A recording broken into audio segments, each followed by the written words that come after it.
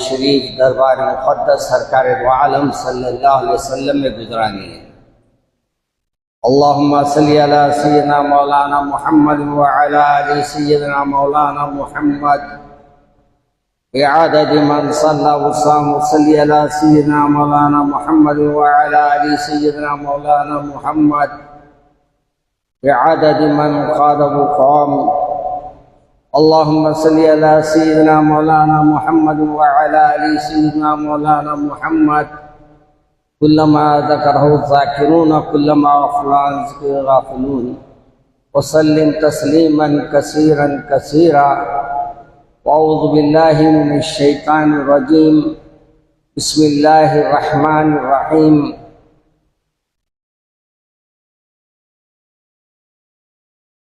वला तहीनु वला तहज़नु व अंतुमुल अ'लौना इन कुंतुम मुमिनीन।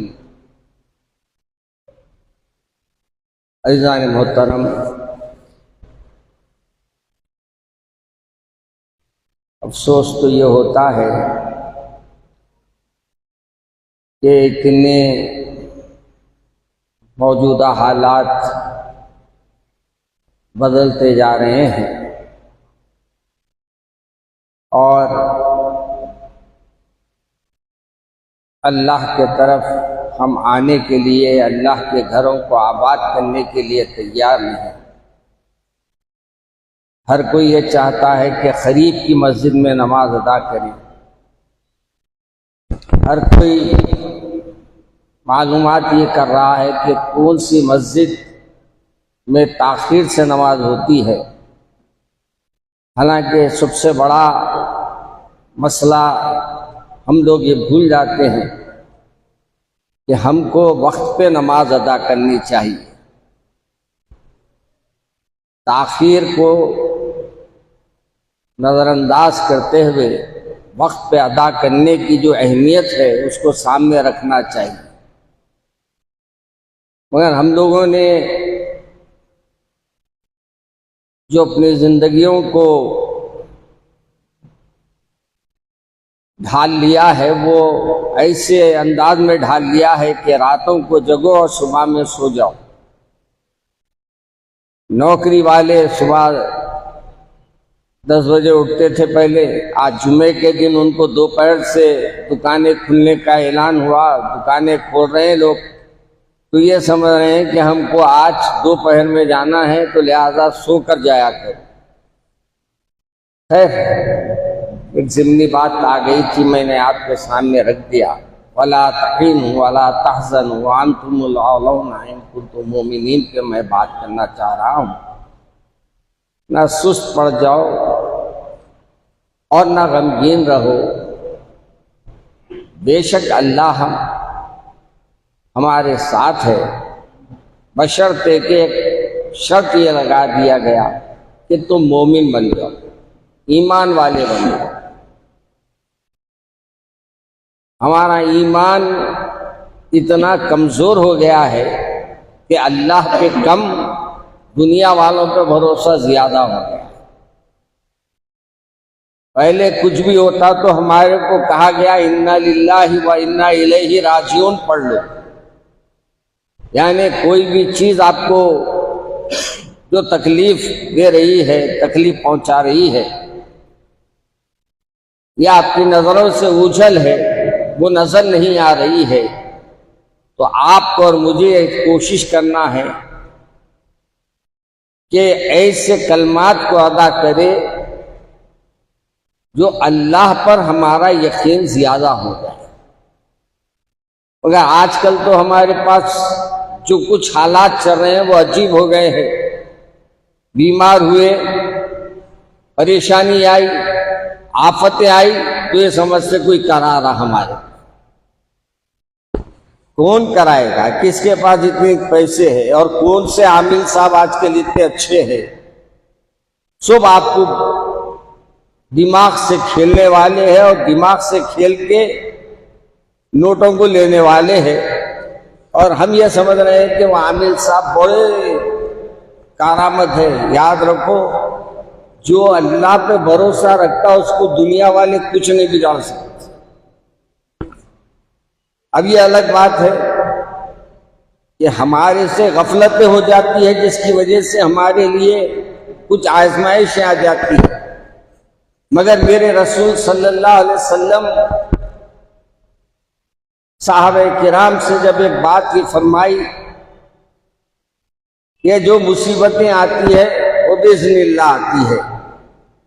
बुखार आता है या कोई तकलीफ में इंसान पड़ता है तो अल्लाह तबारक व तआला उसके नेकियों को इजाफा करने के लिए, उसके गुनाहों को मिटाने के लिए अल्लाह तबारक व तआला इसको इस आजमाइश में डाल देता है।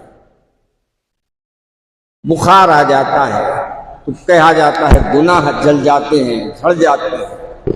हजरत अबू हुरैरा सामने थे। हजरत अबू हुरैरा रजी अल्लाह ताला अन्हु की आदत थी कि फौरी सरकार से अर्ज किया, या रसूलल्लाह, तो फिर मैं अपने बुखार आने की दुआ करूं क्या? अल्लाह के रसूल सल्लल्लाहु अलैहि वसल्लम ने फरमाया, दुआ मत करो बीमारी आने की, हाँ आ जाए तो उसके दफिये के लिए अल्लाह से अपनी पनाह तलब। आज मुझे एक वाकया याद आता है इसको। एक बुढ़िया ने अपने बेटे को बददुआ दे दी ताकि अल्लाह तेरे को मौत दे दे। बच्चे को, बच्चा था, बड़ा हुआ, बड़ा होकर जब कमाने के काबिल हुआ, और जब कमाने के काबिल हुआ तो उसका एक ठोकर लगी, इंतकाल हो गया। तो इस बुढ़िया ने कहा कि अल्लाह से अर्ज किया कि मौला, मैंने अपने बेटे को जो छोटा था उसको पाला बड़ा करा, और अब जब मेरे को वो कमा के देने वाला था आपने उसको वापस बुला लिया। आवाज देने वाले ने आसमान से आवाज दिया कि ए बुढ़िया, बद्दुआ जो तूने बेटे को मरने की दी थी आज कबूल हुई। वो बद्दुआ आज की तारीख में कबूल हुई। तो मालूम ये हुआ मियाँ, हम भी अल्लाह से कोई चीज ऐसी नहीं मांगना जिससे मांगने के बाद अपने लिए ही मुसीबत पैदा करे, अपने लिए ही आफत आ जाए। और हमारे घर वालों को भी हम ये कोशिश करते हैं कि दुआ देना हमेशा। तकलीफ दिया बच्चा, अल्लाह तेरे को अल्लाह वाला बना दे, अल्लाह इसको नेक बना दे, अल्लाह इसको गुनाहों से बचा ले, अल्लाह तेरी नाफरमानियों से बचा ले, ऐसी दुआ देना। इन्हें मरो, इसका घर उजड़ो, वो बोलो, क्या क्या बोल देते, परवाह नहीं। अब ये आ रहा ना, ये महीना, ये रजब का महीना है। ये रजब के महीने में क्या है, किसके किसके की कहानियां सुना लेते बुढ़िया, और बुढ़िया सुनाते, बड़े लोग अदब से बैठ के सुनते उसको। क्या बोले तो नहीं, बड़ी सगड़ दादा, क्या क्या कौन सी दादी की कहानी है कि नहीं मालूम मेरे को। इसको एक जमाने में हमारे को किताबों में पढ़े थे हम, अब याद भी नहीं है वो किसकी कहानी है इसको। मगर याद रखिए, दुआ दीजिए हमेशा और अल्लाह पे यकीन रखिए। ये हालात जो चल रहे हैं ना, ये बदलने वाले मियाँ, हमसे ही जमाना है, हम नहीं जमाने से। याद रखो, मुसलमान जब तक पूरे जमीन पर एक भी रहेगा, अल्लाह तबारक तआला उसकी वजह से इस दुनिया को कायम रखेगा। और जब अल्लाह मियाँ चाहेंगे तो फिर देखते देखते दुनिया के तमाम तारीखें तहस नहस होकर रह जाएगी। मुझे अफसोस ये है कि हमारे को आज ये कोशिश करना है। ये अफसोस के साथ क्यों कह रहा हूं कि हर रोज एक ना एक बात सामने आती है, तकलीफ देती है, और वो तकलीफ आपके सामने बयान कर देता हूं, अफसोस कर लेता हूं और इन्ना लिल्लाहि व इन्ना इलैहि राजिऊन पढ़ लेता हूं। इस बात से कि हमसे जितना हो सकता हम तो तैयार है, मगर लोगों के अंदर आहिस्ता आहिस्ता दीन से दूरियां पैदा होते जा रही है। अभी हमारे साहिबजादे ने कहा ना कि मस्जिदों को तकसीम कर दिए, बल्कि एक मस्जिद में तो लकड़ी लेके ठहरे हुए रहते हो, जो जींस में आया उसको पीटते। क्या है बोले तो भाई ऐसे कपड़ों में हमारी मस्जिद में नहीं आना। खैर ये अकायद के मसलों की मसाजिद अलग है, ये मस्जिदें भी एक तमाशा बना के रखे हैं लोग। हमको हैरत ये होती है कि पहले आने वाले कम, उनमें भी अगर हम लोग ये चीजें कायम रखेंगे तो और लोग हमारे नौजवान दूर होता जाएगा। इसलिए मेरे अजीज दोस्तों, कोशिश कीजिए कि अपने अंदर इत्तेहाद को बाकी रखिए और मोमिनाना किरदार अदा कीजिए। मोमिनाना किरदार क्या है? अफ़ो दरगुजर से काम लेना, माफ करना। मोमिनाना किरदार क्या है? अगरचे के मोमिन किसको बोलते पहले वही नहीं मालूम अपने। ईमान तो ला लिया अपन, उस 5 पिल्लर हमारे को मशहूर है। कितनों को याद है 5 पिल्लर? आज हमारा नौजवान 5 पिल्लरों से भी वाकिफ नहीं है, बुनियादी से वाकिफ नहीं होनी। पहला है कलमे तौहीद, अशहदु अल्ला इलाहा इल्लल्लाह व अशहदु अन्ना मुहम्मद रसूलुल्लाह। दूसरा क्या है? नमाज। नमाज अहम रुकन है इस्लाम का। और उसके बाद ज़कात, रोजे, नमाज, रोजा, ज़कात, फिर कौन सा है? हज। ये 5 अरकान हैं इस्लाम के, 5 स्तंभ है। मगर आज हमारे बच्चों के बारे में ये कहा जाता है कि 5 के बारे में भी पूछे तो नहीं बता सकते, क्योंकि उनके वालिदैन उनको नहीं बताया, उनका खुसूर नहीं है। हम उनको कमा के खिलाने में इतने मसरूफ हो गए, उनके घर को बनाने में, उनको पढ़ाने में, उनको लिखाने में, उनको लायक बनाने में, कि हमारे को ये तक याद नहीं रहा कि हमारे बच्चों को मुसलमान भी बनाना है, हमारे बच्चों के अंदर ईमान को भी पैदा करना है। एक स्कूल में गया था मैं, हाल की बात है, तो कुछ बच्चे जमा थे, तो मैं उन बच्चों से पूछा कि बेटे घर में अपने कुरान खुलती है क्या? कुरान पढ़ते हैं क्या आपके घर में? तो मेरे ख्याल में 100 बच्चे थे या 150 बच्चे थे होंगे, जिसमें से 3 बच्चों ने हाथ उठाया। 3 बच्चों ने हाथ उठाकर कहा कि हजरत हमारे घर में हमारे दादा जो है रोज सुबह में कुरान पढ़ते, या नानी कुरान पढ़ते, या नाना कुरान पढ़ते। बहरहाल जो भी नाम लिया उन्हें, वो बच्चा माँ बाप का नहीं लिया। हाँ लिया नाम जरूर, किसका लिया? दादा दादी नाना नानी।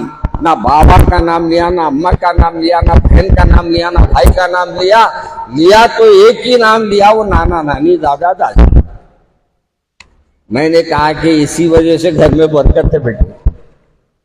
अगर ये भी चले रहेंगे ना तो शायद तुम्हारे घर में वो बात पैदा नहीं होंगी। तो आज तुम आराम से रह रहे हैं, ये बुजुर्गों की कुरान की तिलावत की वजह से रह रहे हैं, उनकी इबादत की वजह से रह रहे हैं। याद रखिए, आज भी वक्त है अपने बच्चों को लेके कुरान पाक को बैठिए, पढ़िए, नमाज में बच्चों को लेके खड़े रहिए और नमाज उनके साथ अदा कीजिए। आप ये समझते हैं तो अगर ये कोशिश अगर नहीं हो सकती है, कोशिश पहली होना कि मसाजिद को बच्चों को हाथ पकड़ कर लाए। पहला हमारा काम ये होना कि बच्चों को नमाज के लिए खुद भी आए और अपने बच्चों को भी साथ लाए। मौलाना बच्चों को पीछे कर देते, अरे पीछे कर देते, होने में कर दो। बच्चे शोर मचाते तो छोटों को मतलब जो समझदार है उनको लेके आओ, मगर बच्चों को नमाज को लाओ। ताकि माशाल्लाह हमारे पास तो असर में भी अब बच्चों का एक मकतब चल रहा है, दारुल शफा में, मस्जिद में भी, और माशाल्लाह तकरीबन 40-50 बच्चे अपने घरों के वालिदैन भेज रहे हैं। खुशी होती है इस बात से कि अगर ये बच्चा भी कुरान पढ़ लेगा तो शायद इसके बरकत की वजह से अल्लाह माँ बाप को उनकी अच्छा कर देगा, माँ बाप के गुनाहों को डाल देगा। इसलिए मेरे अजीज दोस्तों, जरूरत इस बात की है कि आज मोमिनाना किरदार अदा कीजिए। इल्जामात लगाना कोई कामयाबी नहीं है। अच्छा, एक मुसीबत और एक होगी मेरे साथ। हर एक तकरीर को घुमा रहा। अब कौन सी तकरीर में नहीं बोलता। याद रखिए, जो बोलने वाले हैं वो जानते हैं, वो अल्लाह के पास जो भी जवाब देना है देंगे। आप उसको घुमा के आप क्यों गवाह बन रहे हैं अपने आप? क्यों मुसीबत में आप पड़ रहे हैं? क्यों आप एक दूसरे को मैसेजेस दे रहे हैं? वो क्यों एक दूसरे तक बात पहुंचा रहे हो? कोशिश करिए कि हम दुआ करें उनके लिए जो हमारे को कुछ कहा है, तो उसके लिए दुआ करें, अल्लाह उनको हिदायत अता फरमाए। याद रखिए, हमेशा दुआ में जितनी तासीर है ना, वो दुआ अच्छे अच्छों के दिल को बदल देती है, दुश्मन को भी कलमे की तरफ ला लेती है। दुआ में वो तासीर है। हो सकता है इंसान को गलतफहमी हो, हम उसकी गलतफहमी को फैलाकर, हम अपने जज्बाती अंदाज में कुछ बोले जाने के अल्फाज को फैलाकर नफरतों को हवा देना कौन सी शराफत है? मैं उन तमाम लोगों से गुजारिश करता हूं कि याद रखो, मैसेज पहुंचाने से पहले देख लो कि मैसेज पहुंचाने के काबिल है या नहीं है। अगर पहुंचाने के काबिल है तो आगे बढ़ाओ, नहीं तो ये पहुंचा के गुनाह में मत पड़ो। ये एक दूसरे को हम भेज रहे हैं, याद नहीं मालूम हम सुने नहीं सुने, मगर बाज वक्त आजकल ऐसा भी हो रहा है। एक साहब परसों मेरे पास भेजे, AI करते, AI है ना, क्या आया, कोई नया आया ना प्रोग्राम AI।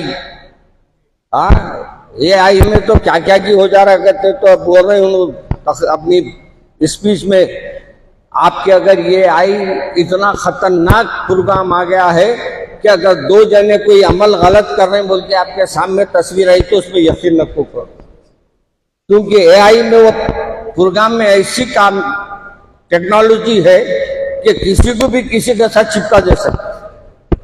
किसी की बोल आपकी रिकॉर्डिंग कर लिए आवाज, वो रिकॉर्डिंग को ले आके दूसरे की रिकॉर्डिंग में मिला देते हैं और आपकी आवाज को उसकी आवाज को आपकी आवाज बना देते हैं। तो ये आजकल खतरनाक चीजें भी बहुत आ चुके हैं। ऐसे में हमारे को अपने आप एहतियात करना है, अपने बच्चों को एहतियात कराना है, अपने ईमान की हिफाजत करना है। 31 हो गए माशाल्लाह। भी मैं आगाज करूँ तो घड़ी देखा, मस्जिद में देखे तो लोग खाली थे, तो मैं इसी जनरल टॉपिक ले लिया। जनरल टॉपिक में 31 हो गए माशाल्लाह से।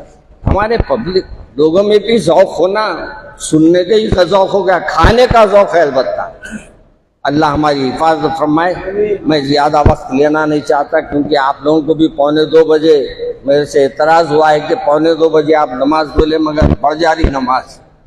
अल्लाह के घर को हफ्ते में एक दिन आ रही, उसमें अगर 5 मिनट बढ़ गए तो कौन सा आप एहसान कर दिए अल्लाह ने आप पे? अल्लाह आपको खिला रहा, पिला रहा, चला रहा, फिरा रहा, उसका शुक्र कभी अदा करे। अरे मौलाना आप लोग वक्त की पाबंदी नहीं करते, घड़ी देख रहे हैं। मौला इतने घड़ी आ गए मियाँ, घड़ी घड़ी पे हमको घड़ी देखने की जरूरत ही नहीं पड़ी, इतने घड़ी आ रहे हैं। अब ये घड़ी आप पाएंगे नहीं मालूम कि हमारी आखिरी घड़ी कहलाएगी। वो आखिरी घड़ी से पहले ये घड़ियों को देखने के बजाय अपने रब को राजी कर, अपने रब से रिश्ते जोड़ लो और मोमिनाना किरदार अदा करो। एक दूसरे से मोहब्बत करो, एक दूसरे के साथ अच्छा सलूक करो, एक दूसरे के बारे में अच्छी राय रखो, एक दूसरे के बारे में ख्याल रखना बोले तो उसके हर लिहाज से ख्याल रखना। अपने पड़ोसी का, अपने दोस्तों का, अपने रिश्तेदारों का, सबका ख्याल रखिए। मेरे अजीज दोस्तों, ये बात बहुत लंबी थी, मगर मुख्तसर अंदाज में मैंने बात कह दी है। ये दारुल उलूम हैदराबाद का ऐलान जरा बाद में करता हूँ मैं, या भाई कौन बोल के ऐलान करूँगा मैं। और शहनाज बेगम की सेहत के लिए भी दुआ की गुजारिश की गई है, ये भी बाद में करेंगे। मदरसे किश्तापुर फैजुल कुरान का यहाँ ये कैलेंडर आया है, दोनों मिलाकर 50 रुपये। एक छोटी जंतरी है और साथ में एक कैलेंडर है। ये दोनों मिलाकर आपको 50 रुपए में दिए जाएंगे और ये लेके जाइए। और इसमें पहले सफ़े पे है हस्बी अल्लाहु ला इलाहा इल्लहु अलैहि तवक्कलतु वहुवा रब्बुल अर्शिल अज़ीम, यानी गम को दफ़ा करने के लिए एक दुआ है, तो उन्होंने पहले ही सफ़े पे लिखा है। और हर शर से हिफाजत के लिए भी जो चीज़ें हैं अहादीस की रोशनी में लिखा गया है, जाते हुए ले जाइए, ताकि अपने घर में कोई मुसीबतें वगैरह आई तो पढ़ने के बाद से कुछ तो कैलेंडर पे देख के पढ़ लेंगे। अल्लाह मुझे और आपको अमल करने की तौफीक अता फरमाए। सुबहान रब्बिका रब्बिल इज़्ज़ति अम्मा यसिफून व सलामुन अलल मुरसलीन वल्हम्दुलिल्लाह।